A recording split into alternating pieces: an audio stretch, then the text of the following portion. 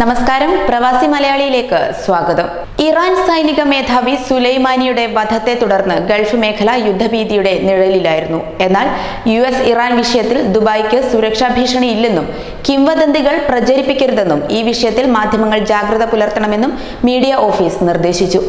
US-ഇറാൻ പ്രശ്നങ്ങളുടെ പശ്ചാത്തലത്തിൽ UAE-യിലേക്ക് യാത്ര ചെയ്യുന്നത് സുരക്ഷിതമല്ലെന്ന് ദേശീയ മാധ്യമങ്ങൾ റിപ്പോർട്ട് ചെയ്ത സാഹചര്യത്തിലാണ് ദുബായ് മീഡിയ ഓഫീസിന്റെ വിശദീകരണം.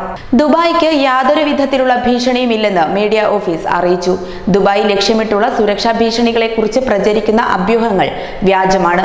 ഇറാനിയൻ സർക്കാരിന്റെ ഔദ്യോഗിക ഉറവിടങ്ങളിൽ നിന്നും ദുബായിയെ ആക്രമിക്കുമെന്ന തരത്തിൽ യാതൊരു മുന്നറിയിപ്പും വന്നിട്ടില്ല. കിംവദന്തികൾ പ്രചരിപ്പിക്കരുതെന്നും മാധ്യമങ്ങൾ ജാഗ്രത പാലിക്കണമെന്നും ദുബായ് മീഡിയ ഓഫീസ് ട്വീറ്റ് ചെയ്തു. അതേസമയം നിലവിലെ പ്രശ്നബാധിത സ്ഥിതിയിൽ മാറ്റമുണ്ടാവേണ്ടത് അത്യാവശ്യമാണെന്ന് UAE വിദേശകാര്യ അന്താരാഷ്ട്ര സഹകരണ സഹമന്ത്രി ഡോക്ടർ അൻവർ ഗർഗാഷ് പറഞ്ഞു. സംഘർഷങ്ങൾക്ക് അയവ് വരുത്തുകയാണ് അത്യാവശ്യം. സ്ഥിരതയ്ക്കായുള്ള രാഷ്ട്രീയ പരിഹാരം ഉണ്ടാകേണ്ടത് ഉണ്ടെന്നും അദ്ദേഹം പറഞ്ഞു. ഗൾഫ് മേഖലയുടെ സുരക്ഷയും സമാധാനവും ഉറപ്പുവരുത്താൻ പരിശ്രമിക്കണമെന്ന് സൗദി മന്ത്രിസഭ കഴിഞ്ഞ ദിവസം ആഹ്വാനം ചെയ്തിരുന്നു. മേഖലയിലെ രാഷ്ട്രീയ സാഹചര്യങ്ങളെ ഏറെ ഗൗരവത്തോടെയാണ് ഗൾഫിലെ മലയാളികളടക്കമുള്ള വിദേശികൾ ഉറ്റുനോക്കുന്നത്. 80ന്റെ തുടക്കത്തിൽ ആരംഭിച്ച ഇറാഖുമായുള്ള ഇറാന്റെ യുദ്ധം 8 വർഷമാണ് നീണ്ടുനിന്നത്.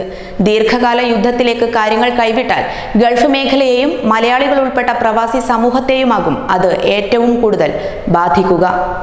കൂടുതൽ പ്രവാസി വാർത്തകൾക്കായി ഈ ചാനൽ സബ്സ്ക്രൈബ് ചെയ്യുക.